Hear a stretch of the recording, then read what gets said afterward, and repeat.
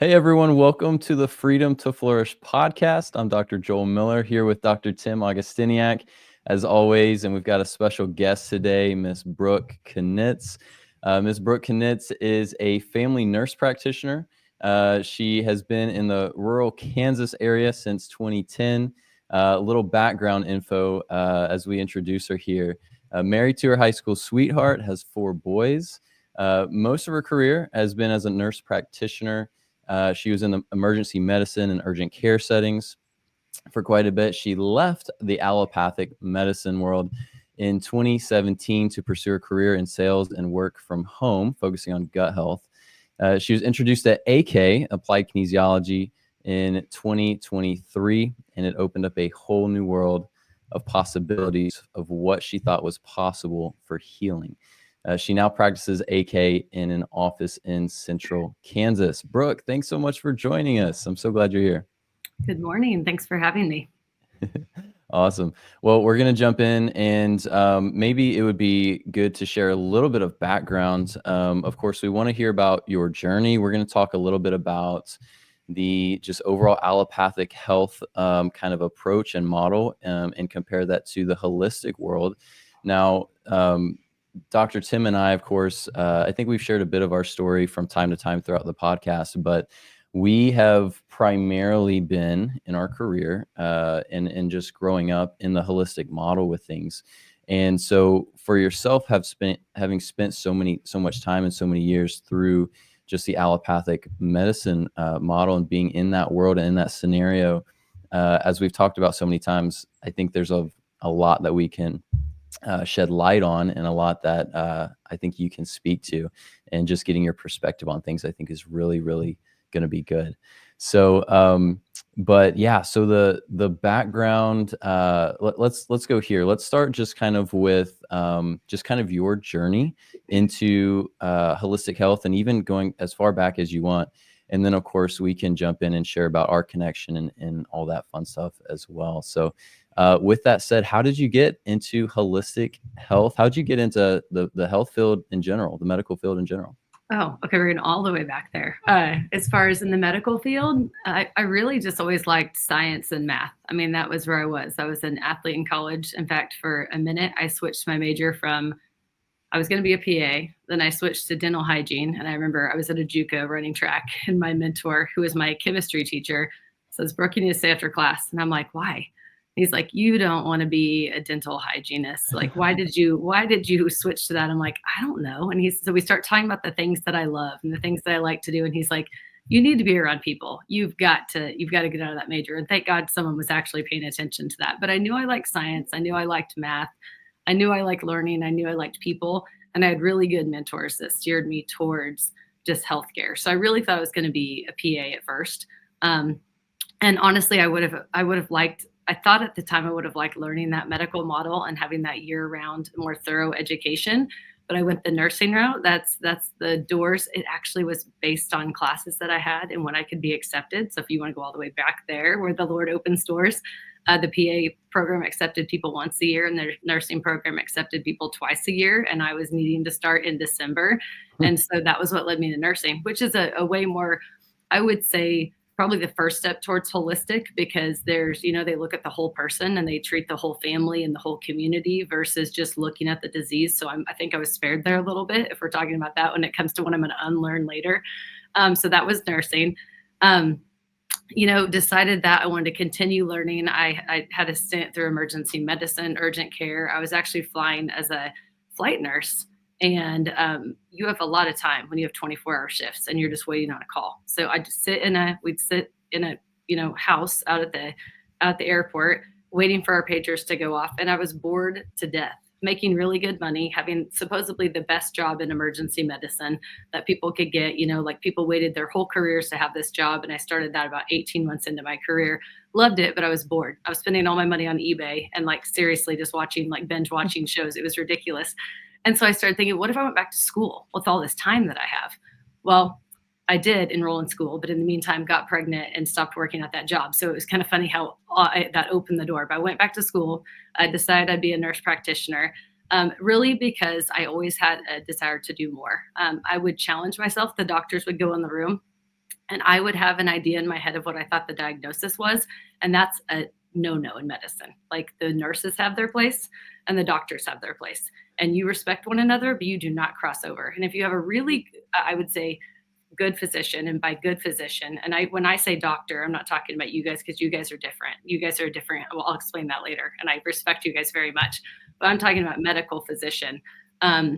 If you have one that doesn't have an ego, you can work with them collaboratively. That didn't happen very often. So you couldn't say, hey, I think this baby has right lower lobe pneumonia, and I think it because of this on my exam. They didn't want to hear that most of the time. But once in a while, you'd find a physician who would listen to you, and you were like, hey, I was on the right track there. And so I found myself challenging myself to figure out what the doctor was going to say before he came out of the room. And it was like this internal game because you didn't dare say it out loud because, you're going to be scolded for that, which is so crazy that you would be scolded for giving information based on an exam, or it's not an exam. When you're a nurse, it's an assessment. So based on your assessment, because we don't cross over, based on your assessment, how dare you cross into the diagnostic area, even though that information would have yielded, headed in the right direction. So anyway, I found myself challenging myself all the time. Went back, I got my NP, started as a family nurse practitioner, back to the ER, loved ER, did ER and urgent care, loved all of that.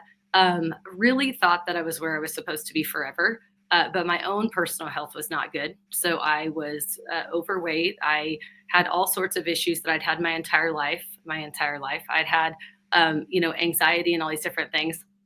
So my gateway into holistic health is a little bit different than others. And I think it's really unique. So I went searching for a solution to my own health problems, which a lot of people do. And I was looking in my drug software of what drug I would put myself on. I'm like, I have this anxiety that I just don't want to live another day with. What drug would be a good idea for me? And I start searching, and I'm thinking, I don't like any of these drugs. Like these are kind of terrible. I don't like the side effects. I can't think of one with a side effect profile that I'm willing to put in my body. I sat there in my office and I was like, that's a huge personal, moral, in my soul dilemma. I don't like any of these drugs. I wouldn't put them in my own body. Yet here I am, recommending them, vetting them and telling people that it's a good idea to take them and sometimes prescribing them. Generally not those drugs because I was in an urgent care setting, but plenty of others that I was prescribing readily. So anyway, I found myself in a bit of a predicament. Didn't know it at the time. Looking back, that was a pretty pivotal point in my journey, thinking about where my thoughts were at that moment. But again, went pursuing something for myself because I didn't like what I found. And I actually saw a friend, and she was using something that was for gut health. It was a probiotic. And I started looking into that, and I started taking some natural supplements. Never had done that before because if you don't know, we're taught that supplements are bad. Literally back in my advanced pharmacology class. So we take pharmacology as a nurse. You take advanced pharmacology where you learn how to prescribe as a nurse practitioner. We are legitimately taught, you guys, that supplements are bad. We are taught that they don't do anything, that they actually are irrelevant. I'm not joking. I'll pretend I'm writing this. Here's my chart. And Tim's telling me, oh, you're on this, and this, and this. And if you start naming vitamins, I probably would have said, and kept moving my pen, and I wouldn't even have written them down because we were taught they were that terrible. But I'm being honest. We were taught they were that unimportant. Doesn't even matter, which is hilarious if you look at the background here or know what I do now. But anyway, we were taught, I know, it's terrible. So we were taught that they were irrelevant. So here I was, starting to take these vitamins and these supplements to help myself feel better because I didn't want to put a drug in my body, not really believing that they would work, but knowing that I didn't want to go the medical route. That's what I did know. And all of a sudden I started to feel better. And symptoms that I thought were part of just who I was, this anxiety was part of my makeup, had been this way my entire life, right? I was 35 at the time. Surely I'm going to die with this. I'm going to pass it on to my kids. It's got to be genetic, all the things. They're just like I am. And it went away. And I was like, that's a predicament when you I have an identity of I have anxiety. I've given it to my child. It's genetic. It's the way that I was made. It's in our family tree, and it disappeared. How does something that's genetic and in your family tree that is you pass on from generation to generation just go away? And I couldn't answer that medically. And so I started learning about the gut microbiome. I started learning about just how our body works. And I mean, that was like a scotch of what I understand now, like such a tiny amount. But that was really my introduction 10 years ago. That led me, I always say it was the best gateway drug. Those probiotics were the best gateway drug to get me to where I am now, because it's been a far stretch from going from fully in the allopathic medicine world, prescribing every drug, because there's a pill for every ill. And that's what we're taught. You learn the diagnosis, you learn how to diagnose whatever it is based on the symptoms, and you learn what you're going to prescribe for it. That's it. Like, that's actually what the medical model looks like, which is so incredibly sad when I zoom out and look at it today. Because I thought that I was helping people. I did. And I probably did help people. So I have to know that people in that field are also doing the same. They just don't understand this side of it yet, because I didn't either. I was full on, I would say I was full on, not just drinking the Kool-Aid, I was doing a backstroke in the Kool-Aid. That's where I was. And I didn't see the holistic side at all. So I'll stop there, because I probably went all over the place. So that's like the beginning, but ask me whatever you want. Yeah, no, that's good. That's good. Dr. Tim, any questions there off the top? Well, here's one that I've been really looking to ask you along the way. So with your journey towards holistic health, was there any mental shift that you had, that internal moral ethical dilemma, especially with like the COVID days? So were you totally done with practicing as a nurse practitioner for a while that all was going on, or was that something where that was a big transformative time for you, like a lot of nurse practitioners and nurses? I'm so thankful you asked this question, because like, for those of us who have been in the allopathic world, if we're not willing to let our ego go and swallow a little bit of pride and admit that we get to unlearn some things and have some mental shifts, we'll never actually join you guys on the holistic side. And I'm so thankful that I did. So I hope that people will kind of open their eyes to that too. So I was a little bit of both. I was on the other side. Praise God. I always think it was his protection and his timing. So in 2017, because of that journey and step into, is through a network marketing company, I had worked my way to where I'd replaced my income. And I didn't really want to step away as a nurse practitioner, but I didn't have a reason to go to work anymore. Does that make sense? Like, I was making more than I was making as a nurse practitioner. And I had these little boys at home.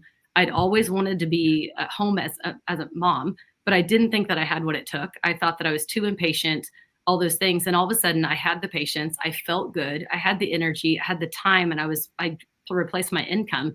And my clinic was actually closing, and my boss said, hey, you can, there's a place for you. I want you to work for me, but it's 45 minutes away. And I'm like, why would I commute 45 minutes to a job that I don't need for money that I don't need for? I mean, it was like the Lord said that was it. So that was 2017. So that was before COVID, but I wasn't really ready to let it go. And we can talk about this later if you guys are interested, because it was a major, I had what I would say is like a little bit of an identity crisis, staying home with these important initials behind my name. What in the world am I going to do that's going to make a difference? Because if I'm not doing those things, which is so crazy, which is a little bit of that pride and that ego.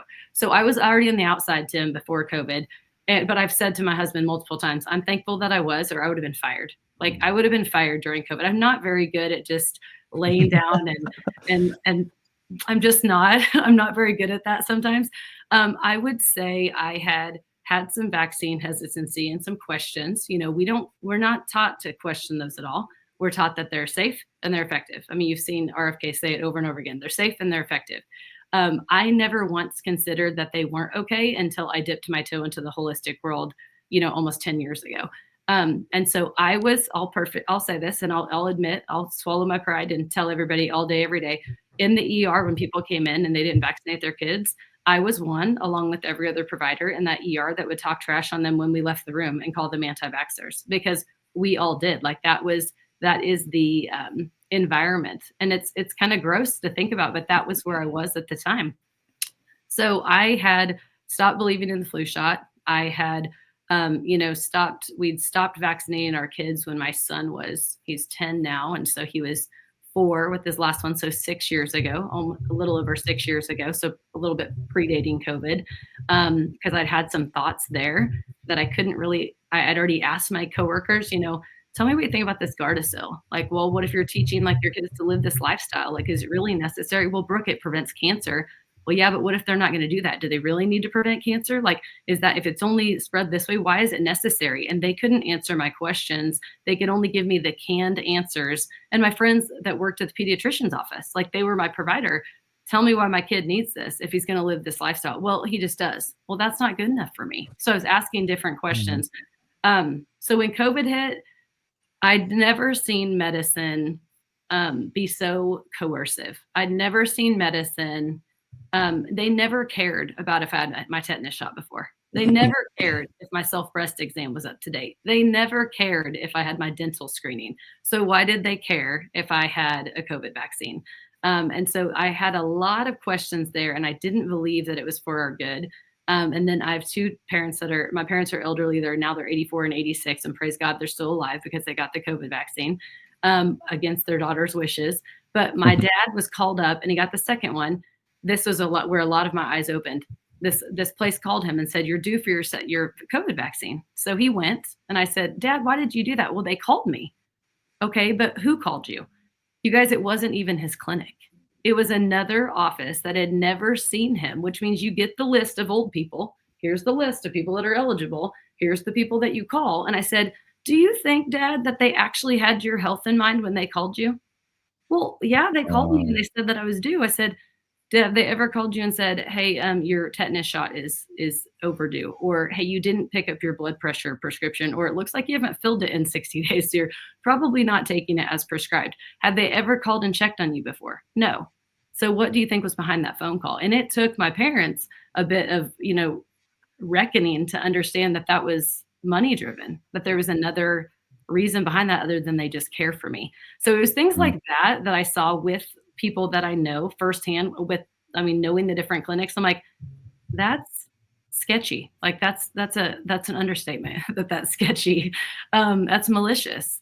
And it wasn't for our health and it wasn't for our good. So I'm not even sure if I answered your question, Tim. So like I had my eyes open, they were way more open, and I cannot unsee what I've seen. So I'm joining you guys full on in the deep end of the holistic world. Yes. Welcome to the light side. Yeah. And I mean, you answered my question and then some. So whatever tangents you go on to give whatever input you have and perspective you have, go for it. Because as you know, we're one-sided with stuff because we've grown up on this side and we've been trained on this side, and it's just what we see, and we're educated within the window that we've been educated. Yeah. Dad's program, systems healthcare, chiropractic school, all that stuff. So whatever you can contribute to balance that. I mean, I was looking forward to this episode like crazy because I was looking forward to learn, where your perspective is different and how things actually go behind the scenes when you go to school to be a nurse practitioner. And already I feel like my jaw should be on the floor with, things that you've shared. So yeah, don't hesitate to keep going and just chatting about stuff. All right. You got it. Yep. So Brooke, when it comes to the vaccines, what like the flu shot and so forth, you mentioned you kind of got to the point where you just kind of no longer believed in the flu shot and things like that. And I know you mentioned just coming up with questions, and you had questions and you didn't feel like you were getting great answers. Was that the main premise of you weren't getting great answers from your colleagues and so forth, or at least couldn't find great answers in your research that led you to think, hey, is this really necessary? Or what were you seeing? I don't know. Were you seeing adverse reactions to these shots? Were you seeing somebody talk about the dangers of them? Like what else kind of maybe contributed to that? I would say a little bit of both. I don't know if I asked as many questions specifically about the vaccine as I did about everything. I'm a question asker, and I think I just ask questions all the time, and I'm always curious. And I would ask questions just in general in the ER, and I'd say, well, why do we do this? Well, it's just the way we do it. Well, but why do we have to? Well, it's just the way that it's done. But what about this? We don't have time for that. Like I would be like literally told, like, stop asking that question. Or you would have a few mentors and they would answer it to the best of their ability, but it still felt very empty and very flat. So when it came to the vaccine, so there's the flu shot and it's supposed to be so widely accepted and we should all do that. And I knew that, it was based on, okay, they have influenza wherever in the world, and they create this concoction that's going to keep us all safe. And then by the time it gets here, we know that it's mutated and we know that it's a best guess. So I knew that all along because I understood it that way. I never, ever, ever applied that line of reasoning to any other vaccine. And you guys, it's so crazy. And I say crazy because there are so many smart, intelligent, brilliant people in medicine that are doing the same thing that I did. Like they understand on one level that something doesn't work and it's not effective, but they don't zoom out to 30,000 feet and go, oh, well, if this isn't effective, this must not be effective. I wish I could say that I saw it in vaccine injured kids, but I really thought for a long time that vaccine injuries weren't real. I did. And that's another prideful issue for me. I did. And it breaks my heart to think about the fact that I overlooked that. I wrote them off as crazy moms. I've been treated as a crazy mom. I've taken my kids in for things. And I remember one of my doctors who is one of my mentors that forever has been one of my mentors. Like those people that go down as your hero, like he taught me a lot of things. And he said, oh, they acted like you were a crazy mom. You were a crazy mom. So I've been on the other side of that too, where they've completely dismissed everything that you're saying, even though you intuitively know what's going on with your child. So I really looked at these vaccine injured kids as, oh, it must just be something going on with these moms, or it's this whole other thing. I would say I questioned medicine in general. I questioned if these things were helpful. I looked at the fact that people were not actually getting well, that the healing rate, we could start there. Like how many people actually heal from something?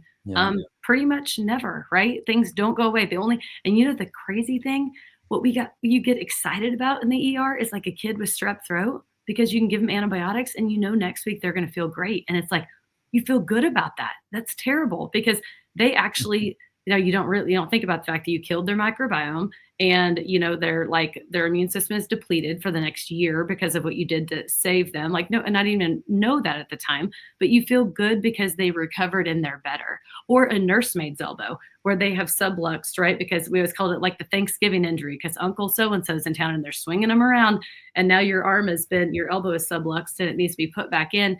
Because those kids got better before your eyes, it was so gratifying, and it was so much of an anomaly. Those ones you remembered. You're like, remember that one time that person actually felt good when they left? Like, that was awesome.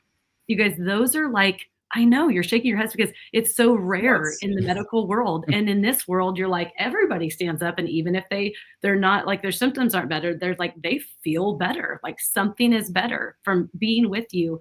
They feel better, like with their body. But yeah, it was so few and far between that I remember this moment. So, okay, I went off on a tangent, Joel. Vaccines. I don't know. What'd you ask me? You asked me about heads. You're good. I don't even know. Yeah, just about what else kind of went into you overall learning just more about them, and what kind of led you to your conviction of like, hey, a lot of these things aren't as, yeah. I can tell you that I never, ever reported a vaccine injury as a nurse. So I've worked as a nurse since 2001. Yeah. I never once reported. Do you know how many kids came in with like a red hot injection site or different symptoms after a shot? Many. I mean, I worked in the ER. I worked in one of the biggest ERs in the center of our state. I've never, ever filled out a VAERS report. Never.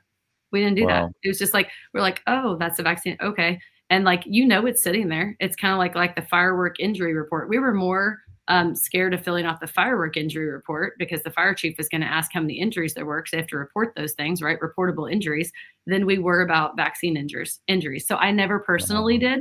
I guarantee you I saw them. That's not like an awesome thing to report, but it's the truth. Like that was like, we're like, whatever. And you just kind of blow it off. Like, and you probably didn't even that your documentation probably didn't reflect that either. You just kind of leave that out. Like, you're not being dishonest. You just probably leave out some of those things. Like, we just acted like it was a figment of their imagination or a fantasy. And that is terrible, but it's also true. And it, people in medicine can think that I'm awful for saying it, but they do the same thing. Like, it's the way we are kind of groomed to know that is the conduct. Yeah. Wow. It's the truth. And I've heard also that in reporting anything to the VAERS system can take upwards of 30 minutes. Do you know? I don't know, because I never don't know because you didn't do it. Okay. Didn't try. I know. Never did. It is. Yeah. No. It's all very interesting. And I mean, even through COVID, we would see a lot of different VAERS reports, the vaccine adverse VAERS, VAER, what is it? Vaccine Is it adverse vaccine adverse events reporting something events maybe? reporting Is that? system. Yeah, yeah. Yeah. So in through COVID, we would see a lot from the COVID shots, but even then, it was reported that only like it was like I don't remember the specific numbers, but it was something like 3% or something were actually reported. And so we Yeah. would go on there and we would see like 30,000 reports, and it's like, holy smokes, if that's 3 to 10% or whatever. I mean, there's a lot going on. But I Right. don't know if you've heard this or have more information on this, either of you, but I know RFK Jr. has talked about creating a new system for that. Oh, I So had not we'd be heard that, but curious to that would see. be, yeah. Yeah, we'll be curious to see kind of how that comes out and what that looks like. I'm For not sure. sure I would trust the old one anyway. I mean, I would wonder, I'd be curious where the data was going and if it's going to be skewed. I mean, truly, because Yeah. there's obviously been a great effort to protect vaccine manufacturers and not allow some of this information to get to light, which is, it's just where we are. It's just where we are. So, Yep, for sure. So I'm curious when it comes to supplements as well. You mentioned that you're kind of taught that they don't really do anything, they're a waste, and all these things. When you get into practice and you're working with other doctors, you're working with other nurses, is that also kind of the general consensus? Like this wasn't just your experience. Like this is what most of like the culture was like, just in the allopathic setting. I would say 100% yes. I mean, as far as where I was, unless you were in a holistic area, or somebody else who had, worked with somebody who was functional medicine, it's kind of wild because like we'd work with the DO and we're like, oh, they're kind of holistic. And looking back, like, oh my gosh, not even at all. But compared to medicine, that seemed like it was holistic because they might actually try to like adjust somebody, or they may do something that seemed a little bit holistic. Like it's crazy that felt like that was holistic at the time because Yeah. it's not at all. Yeah. But yeah, I would say in general, I can't speak for everybody, but in general, the people that I worked with, yes. And I mean, truly, in our advanced pharmacology class, we were essentially taught that they're crap. I mean, that's if you want to just summarize it Yep. pretty quickly. Yeah. Yeah, we were. And I mean, and people, she's like, well, you can write them down if you want. I mean, they're not really relevant. Like the only thing we care about is if they might interact with the drug that I'm about to put you on, because that's going to save your life. So we don't need those things getting in the way of what we're doing here today. Like Yeah. essentially that's kind of the mindset behind that. Yeah, that makes sense. Tell me more about, in general, and if you want to go into specific conditions, that would be awesome as well. But just the differences and kind of like the diagnostic approach, right? So obviously you're in more of the emergent setting. And Dr. Tim and I, when we talk about these things, we'll usually kind of break it up into, when it comes to health, there's an approach that you should have when it comes to saving your life from some trauma that you experienced. There's that's where we often find that the allopathic setting is vital, right? So, but in general, somebody comes in and has some kind of issue, even if it is more on the emergent side, which we've even seen in practice together. We've seen patients come in with different things like that. What would you say are kind of the differences between just the overall allopathic approach there in diagnosing and the holistic approach, which you have stepped into more the last several years here? That feels like such a loaded question, not in a It bad is. way. There's just so much to it. I mean, I have to honestly, and I'm so thankful for this. I have to honestly like think about how I would have done it before because my mind has turned so much towards SHC and towards holistic health that I have to go, oh, I would have done that. And I actually thought that would be, I thought I'd fight over that for a long time. But what changed was my mindset. And when my mindset and my thoughts changed, then I started looking towards holistic. And so I honestly have to, it's more effort to think about what I did before than what I would do now. So that's an interesting thing to even just have rolling around in my head. But if somebody comes in, I would obviously, I would ask some questions with history. There would be a heavy weight on like exam, and we're talking like, palpation and lung sounds and heart sounds and those kinds of things. Labs, obviously you have to have labs. You can't diagnose strep or any of these other things without a swab or different things like those. That would be a lot of that diagnostic criteria because really all of medicine fits in an algorithm. Like I remember another really great physician that I met along the way. He wanted me to go to med school, and by the grace of God, he protected me. I did not go to med school, but he wanted to mentor me and have me go to med school. He said, "You're a great diagnostician." I said, "I just don't know if I have what it takes." He said, "Yes, you do." He'd been in construction prior to that. And he said, "All you have to do is learn where to find the answers. You don't have to have all the answers because they're all like, there's a method to medicine. It's all in this algorithm. So if this looks like this, I mean, you follow it down here, and then you're going to arrive at a drug, right? The drug that's going to save them. Like, that's what that looks like." So that is obviously very different, because when people would walk in here today, I'm going to take an extensive history. I took a history before, but it was not, I would not say extensive. It never included nutrition. It never included, I don't know if it ever included stress, unless they said they were there to take their lives. And I probably didn't even ask them about stress. I asked them if they had a plan to kill themselves. I mean, literally, I didn't ask them about supplements. I didn't ask them about exercise. I didn't ask them about cooking oils. I didn't ask them, about anything like that, about their mood or their mental health, unless it was relevant. I didn't ask them about all of these things that contribute to your health picture at all. I did a very, very, very detailed exam, or very detailed history. Again, heavy on the physical exam, and then really heavy on the labs. And I remember, excuse me, asking, "Well, why are we doing these labs? Well, we just do them. But is it going to change what we're going to do anyway? Like, if you have an idea and you listen to them and you think that they have, coarse lung sounds, and you have all the picture, does the white count really change the fact that you're giving them the antibiotic? Like, why are we doing all of these things?" Now, I get that you need to know sick, not sick. We should be able to see that when we walk in the room. Sick or admit not. We should also be able to have an idea about that. But medicine is so heavy on the labs. And just those diagnostic tests. So anyway, today, obviously, thorough history.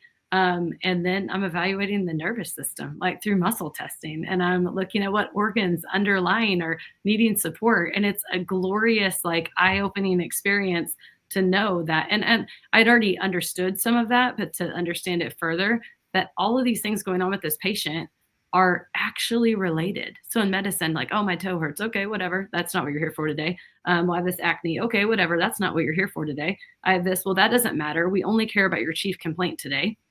And then you come over here to the holistic side, and we're like, "Oh, all of those pieces, that left toe, and those issues with your skin, and that chronic right shoulder pain, and that, belching after you eat a big meal, like, those are all related, and they're related to what you need help with today. And we need to knock over this first domino, which is the root cause of what's going on inside your body, so that your body can heal the way that the Lord designed it to." So they're so different.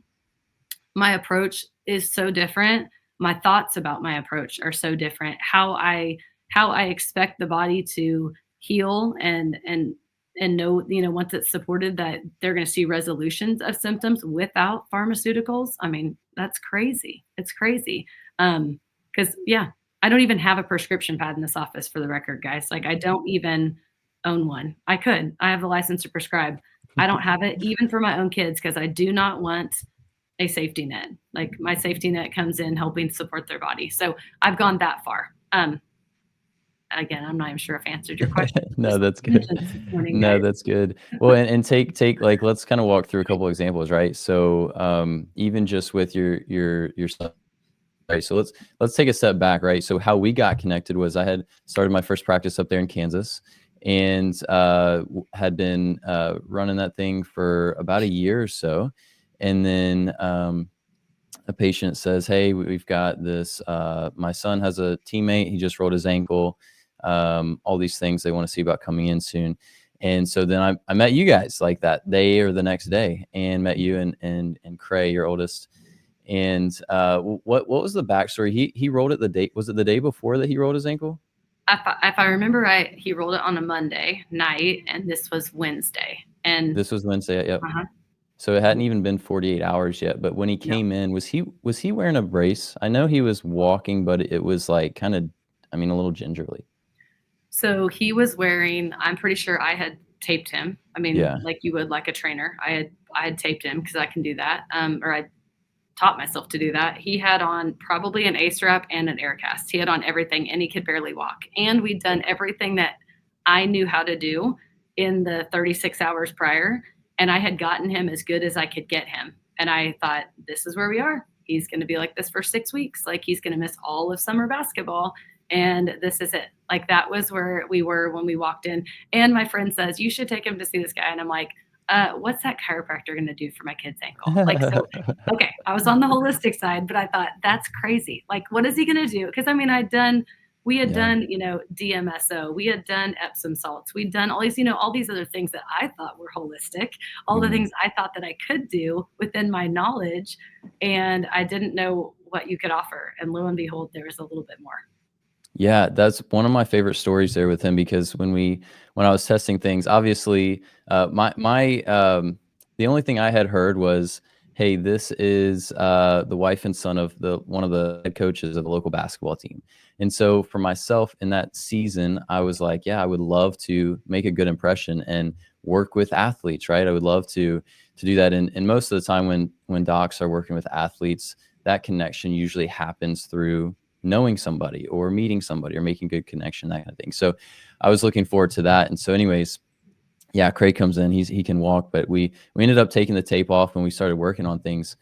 And if I remember correctly, we found a few specific things with his system. I know we found overall a need for manganese to help heal the ligaments, right? So super high doses of manganese can be amazing for that. We found some aerobic deficiency issues where his body, I think, needed magnesium and zinc just to help with detoxing, yes, but overall aerobic function. And then we found parasites, and we might have found one or two other things. But I remember, you talk about how you had kind of a mind change or a mind shift. And I'm thinking about just my relationship with the Lord and my heart posture towards him and towards other people. Most of the time in my past and in my life, the heart change or the mind change has happened not before the Lord has encountered me, but after the Lord has encountered me, right? So I'm thinking about that, and I'm thinking about kind of our story here. And it was through this opportunity where I got to work on Cray, we got to work on his ankle, that after that, that was almost a catalyst, right? To where then you're like, oh my word, boom, there's so much more that's possible. So how that appointment went was we worked on things. I would have him, like with most patients with, ankle or joint issues, I'd have them stand up. I would say, hey, just walk back and forth a few times. How's it feel? And I remember the first couple of times he was like, yeah, it's a lot looser. It doesn't hurt as much, things like that. I was like, cool. I was like, all right, try just going up on your toes. Okay. Try doing a little like jumping up and down, like a little light jumping. And with each of those, he would usually, as most people do, oh, there's a little bit of pain there. Okay. Back on the table. Let's work on things. All right. A couple minutes later. All right. Let's have you jump up and down. How's that feel? Okay. Feels stronger. Good. And then we took him out to the lobby and to the waiting area. And I said, all right, I want you to jog. I want you to jog across this office. And he did. And I was like, how's it feel? He's like, pretty good, but there's this. I said, all right, let's work on it. So we worked on some more things. I said, all right, I want you to do it again. He did it. Felt good. And then I said, all right, I want you to run. And then literally by the end of this visit, like Cray is running across the office. And and I remember you, Brooke, were like, you were there for it, right? You were believing it. You were there for it, all these things. And you could tell Cray was like still unsure what was happening. But that's one of my favorite stories, because like you mentioned, the standard treatment and approach is, he's going to be out 4 to 6 weeks. And even when he comes back, he's probably going to be in a brace and not fully be at 100%. But did he play in a game the next day?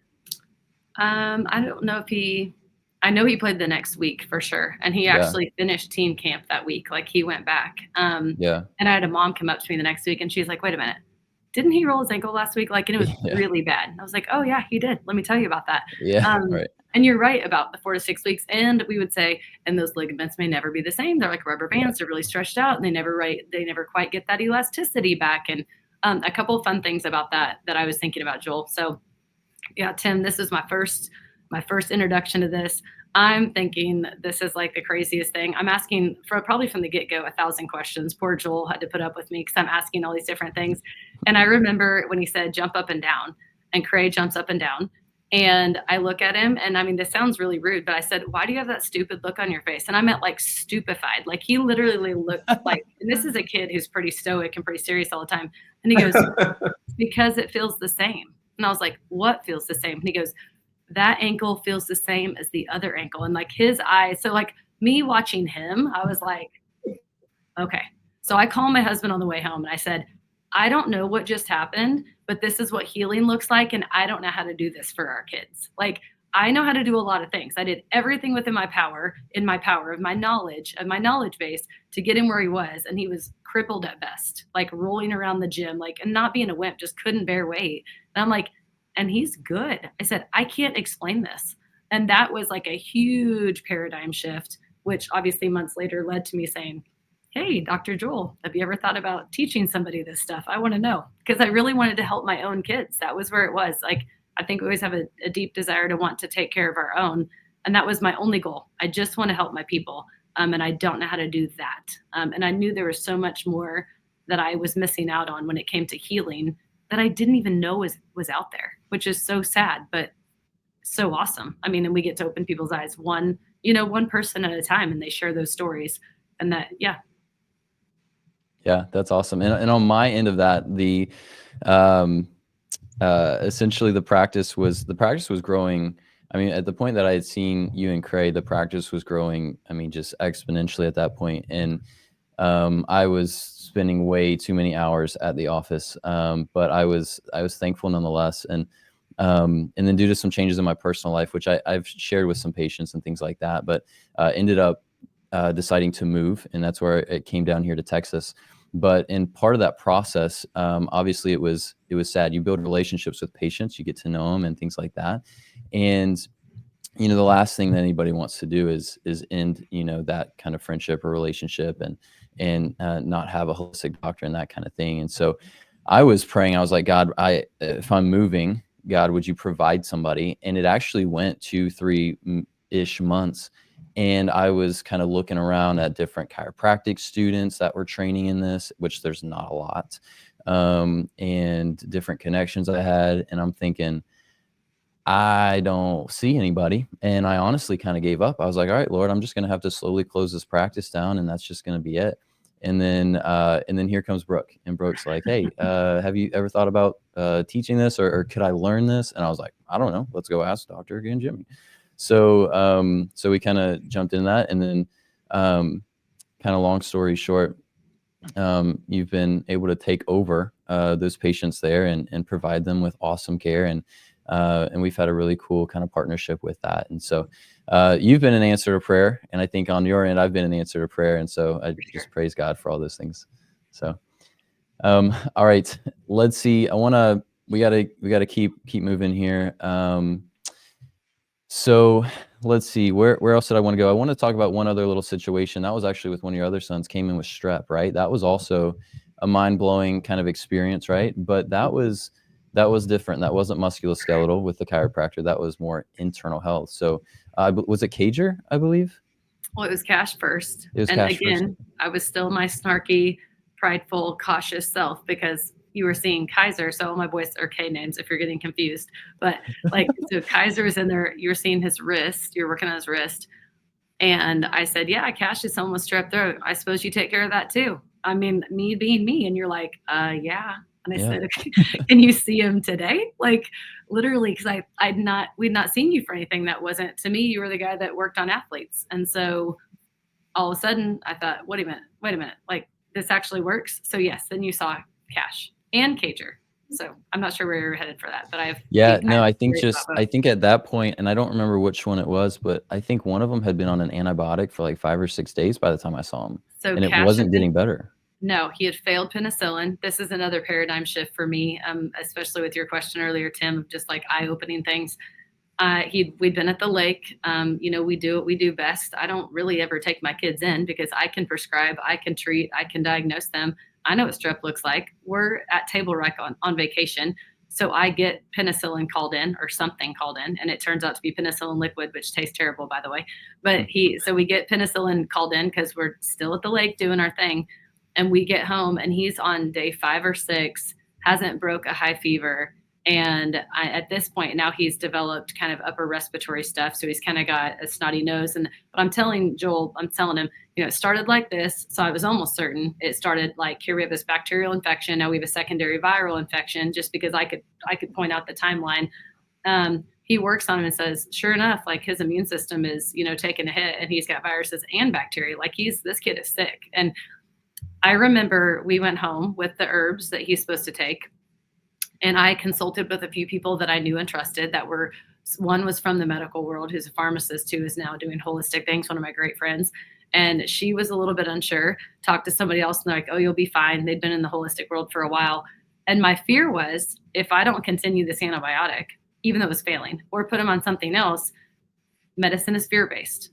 The answer is your child's going to get rheumatic heart disease. If you don't do this, then this happens. And it's terrible, but it's terrifying. So people are fearful, so they make decisions. And providers are fearful, so we make decisions. And so I was always terrified if I didn't do this for this kid, they're clearly going to die and it's going to be my fault. Like that is really, if we want to get really dramatic about it, that's what it is. So I remember walking with my husband. I don't know I think I probably shared this with you on some level, Joel, but I'm walking with my husband and I was like, do you trust me? And he's like, yeah. I said, well, I feel like the Lord is telling us to do this, but I mean, I'm praying because I'm like, in my mind, my kid's going to not be okay because he's taking these herbs and he's not going to be on another antibiotic. And that to me was and he was super sick. And within probably, cause we were, 5-6 days into this. So he was pretty sick. I would bet you it was maybe 24 hours, maybe 36. Like the kid, number one, his fever broke for the first time in 6 days and made almost a complete turnaround. But in that meantime, I remember telling my husband, like, if I'm wrong, and he's like, he trusts the Lord. I trust the Lord. We trusted Joel. We felt like it was an answer to prayer. But it was like we were that fearful to go without an antibiotic, which is so sad because we were putting our faith in a chemical to go inside our child's body to heal him more than support the body the way that was designed to be healed on its own, with supporting the immune system. So those shifts are huge. So that was another pivotal moment. So that was Cash. Then about a week later, Cager gets strep. I know right away, okay, we got strep, bring him in. I made my husband come for the first time, Tim. So all my kids had seen Joel at this point, but my husband hadn't been in there yet. So we're all talking about this weird doctor at our house, they're reenacting these visits with they teasing like, well, you take this and you do this and all the things. Anyway, we take in my youngest and perks right up because that's what happens when you balance the nervous system. And he has strep or he has bacteria, test for bacteria. We take him home. And I remember my husband looking in the back seat as we're driving home and he goes, he already looks different. I was like, I told you. And he's like, no, he already looks different. Like he feels better. I said, I told you, like he is feeling better. Go home and take the herbs. Probably 18 hours later, that kid was 100% symptom free in 18 hours. Then I'll tell you another little story. I don't know if you know this, Joel. So there's a cool little pizza place here in our hometown and there was a worship night. So I know it happened on a Tuesday that we saw you because there was a student-led worship night on a Wednesday. And here stands Cager Ray. And I'm thinking I probably shouldn't have him here because he might be contagious. I don't actually believe that stuff anymore, but I would believe that at one time. So here, I shouldn't have him here. And I hear he loves the Lord and he's sitting there singing worship music. And I said, you okay? And I looked down and he is weeping. And he said, I'm just so thankful. Like he's thanking God for healing. So like the coolest thing about this journey, maybe, I mean, if there's something cooler than learning these things yourself, or that my kids are full on like believers and like literally the ability of the body to heal on its own, 100% holistic. They're so against, chemicals and outside things, unless it's needed to, save your life in a moment. They're absolutely, they don't have to unlearn what their mom had to unlearn. Like they're learning, supplementation and supporting your body and grounding and sleep and all the different things that make a difference to keep you healthy that we had to unlearn in our 30s and 40s in order to see it, which, and a lot of people are where I was. So we're raising a generation of kids. Like, I guess that's how you guys grew up. I don't know. That's not how I was raised. So my husband and I kind of broke off that generational curse and our kids are being raised a different way to know that the body heals and to support the body and to seek, natural options, which is really cool. Yep. Love it. All right. We need to wrap up here for the sake of time. Dr. Tim, anything else to add or any last couple questions there? No, I honestly haven't contributed much to this episode, but it's just been great listening to you and all of your input and all of your stories about kind of what brought you to this. Really good stuff. So not really, just enjoyed listening. All good. Brooke, share with our listeners how they can find you or get a hold of you. Yes, I, excuse me, am in Central Kansas. So you can find me at restorationwellness.co, not com. There's no M on there, but restorationwellness.co. And all my information is there. But yeah, that's it. Awesome. Awesome. Well, Brooke, we're so thankful to have you, and to our listeners. We usually will sign off, for myself, you can look me up. You can find me on Instagram, YouTube, all that fun stuff. And then same for Dr. Tim. Our websites are pretty much just our name. Just look us up. You should be able to find us. But Brooke, thanks so much for joining us. This has been a joy. I think we could probably go Yes. much longer here. But again, for sake of time, we'll wrap up here. We've gotten into a lot of good stuff, and I'm sure we'll do this again at some point in the future. Thank you guys for having me. Cool. Awesome. All right, guys. We'll see you next time.